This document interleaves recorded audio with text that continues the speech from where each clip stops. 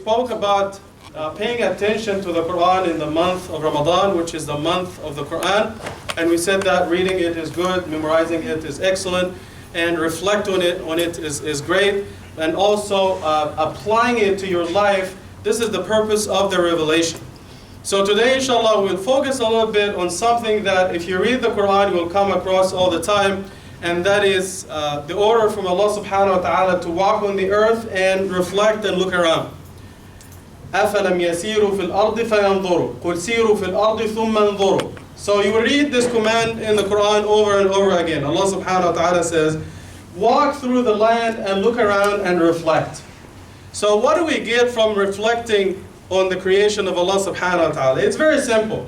By looking around and looking at the marvels of the creation of Allah subhanahu wa ta'ala, you will know how great Allah subhanahu wa ta'ala is, how powerful Allah subhanahu wa ta'ala is, and you will also understand the purpose of your life in this world by just looking at the creation. Sometimes when we look at birds and fish and animals, these are just animals and fish, there's nothing we can learn from them. Actually, there are so many things you can learn from them.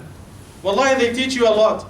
So I'm telling you, I should make an oath that by just watching National Geographic, wallahi, you can learn more about yourself, the purpose of your life, than watching a lot of news channels like Fox News. Because the truth is, there's nothing truthful about most of the news that you watch on Fox News, for example. I studied them for 5 years for a PhD. And what do you get from watching them? Two things. You'll get from watching, Fox News, CNN, CBC, most of these channels, heart attacks and blood pressure. That's all you get from them. But by watching National Geographic, you will learn a lot of things. You will learn about the fact that all these animals, they submit themselves to Allah subhanahu wa ta'ala. You will never find an animal making sajda to another animal or to another human being. But you will find human beings making sajda to another human being or to other animals. There are 2.5 billion people in this world. Out of the 7 billion, 2.5, they worship Isa alayhi salam. 1 billion, they worship Buddha, and so on and so forth. Right? So we worship each other. We worship animals. I'm not going to give you examples. Examples are so many. If you come from India, if you come from other places, you know what I'm talking about. China. You read about ancient Egypt, ancient Greece, ancient Rome. They worship thousands of animal gods, and so on and so forth. So you'll never see an animal worshiping another animal, but we do it all the time. So I'm going to share with you this ayah from Surah Hajj, and it always breaks my heart to read this ayah. So Allah subhanahu wa ta'ala says in this ayah, أَلَمْ تَرَ أَنَّ اللَّهَ يَسْجُدُ لَهُ مَنْ فِي السَّمَاوَاتِ وَمَنْ فِي الْأَرْضِ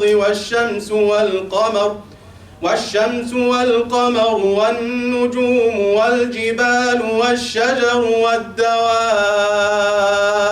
وَكَثِيرٌ مِّنَ النَّاسِ وَكَثِيرٌ حَقَّ عَلَيْهِ الْعَذَابُ وَمَنْ يُهِنِ اللَّهُ فَمَا لَهُ مِنْ مُكْرِمٍ. Have you not seen that everything in the heavens and everything in the earth submits to Allah subhanahu wa ta'ala, including the sun, the moon, the stars, the trees, everything, and even animals, all living beings, the fish, the birds, the animals. But when it talks about human beings, it says, and some humans do, and some humans don't. So everything submits to Allah, but when it comes to human beings, some of us do and some of us don't.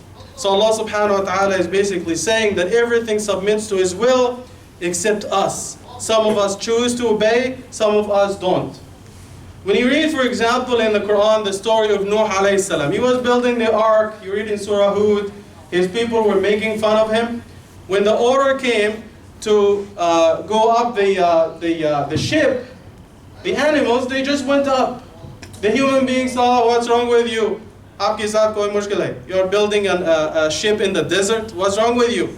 And some of them were saying, and even their kids, they used to teach their kids, Nuh alayhi salam failed as a prophet, maybe he will succeed as a carpenter. This is what they were teaching their kids. So when he told them, go up the ship, so the animals, they didn't ask questions. Why are you building the ark in the desert? They went up. Human beings, oh, what's wrong with you? They didn't go up and they drowned and died. Most of them. وَمَا آمَنَ مَعْهُ إِلَّا قَلِيلٌ. You look, for example, at the example of Saba, the people of Saba in Yemen. Why did they accept Islam with Sulaiman alayhi salam? Because of what? Because of the bird, the hoopoe. If you read the story in Surah Naml, they all became Muslim because of a bird that made da'wah to them. You know the story better than me. And most of us are even ashamed to tell other people about Islam. They're afraid. What are they going to say about me?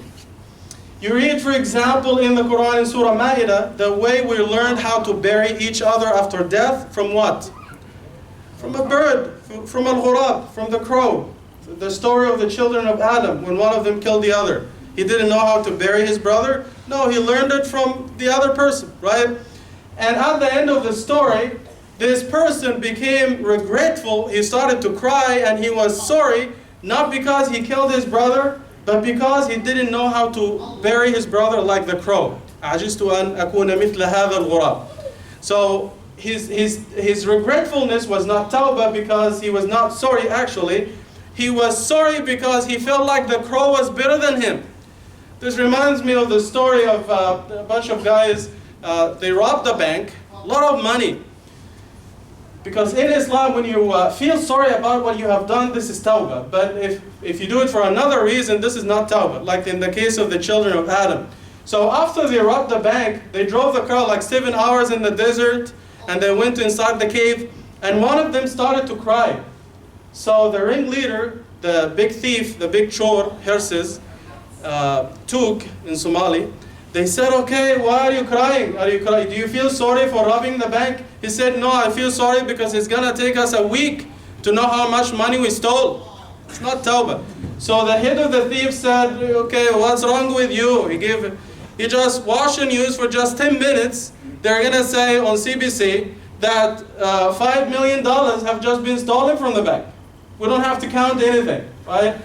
So by just watching the example of these animals and birds, we'll learn a lot of things. In the story of the fil, Abrah al-Habashi, the elephant didn't want to destroy the Kaaba, but a human being mobilized a huge army to destroy the Kaaba, the house of Allah subhanahu wa ta'ala. So there is a lot we can learn from animals. Inshallah, after Ramadan, if Allah gives me the life, we're going to give 2 or 3 khutbahs about all the things we can learn from animals and birds and even fish in the Quran.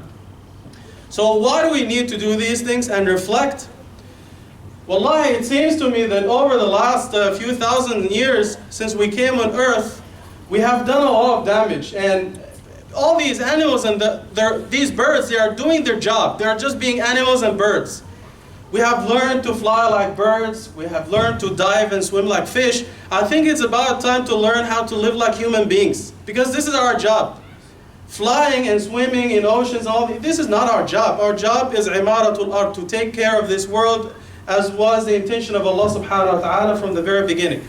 And this is why, I'm going to conclude with this, don't shoot. This is why there's a lot of medicine now in the world, more than 500 years ago, but subhanAllah, we have more illnesses, more sickness in this world. We have more entertainment, all these channels and all these different things and entertainment and movies and video games and stuff. I don't know all the names, but people are more miserable now than they were 200 years ago. The proof, there are more people killing themselves now than the people who used to kill themselves 100 years ago. So people are miserable, or people are sick, and you just imagine after the establishment of the United Nations, there are more wars now, people dying now, than before the United Nations was established. Things don't even make any sense anymore. So my advice, don't watch the news channels, Fox News, BBC, all these things. Watch National Geographic, read the Quran, reflect on the creation of Allah. This will give you the meaning and the purpose of our existence in this world. Wallah subhanahu wa ta'ala a'la wa a'lam. So the question for last night was about moz, banana, right? Banana. This is the meaning of the word moz in English. And subhanAllah, I said, where is the word banana in the Quran? And almost all the answers I got were, بَلَا قَادِرِينَ عَلَى أَن نُسَوِّيَ banana. What are you talking about? I'm talking about the Arabic, right? Not the English banana, right? Okay. So the answer is in Surah Waqi'ah. وَطَلْحٍ مَنْضُودٍ. The talh is mows, ayah 25. Talh is mows, mandud is clustered, one above the other. So this is the meaning, وَطَلْحٍ مَنْضُودٍ. And the winner is brother Muhammad Ka'ki. Barakallahu feek. Ahsant. Barakallahu feek. Mabruk, mabruk, mashallah. Good job. Thank you very much. Our cameraman. The question for tonight is very easy, inshallah. Everyone knows the first ayah revealed of the Quran. اقرأ بسم ربك الذي خلق. But not everyone knows the last ayah revealed. What is the last ayah revealed to the Prophet ﷺ before his death? If you know the answer, email me, inshallah, by tomorrow at Imam Mustafa at Anatolia Center, anatoliacenter.ca. Jazakallah khair. Barakallah.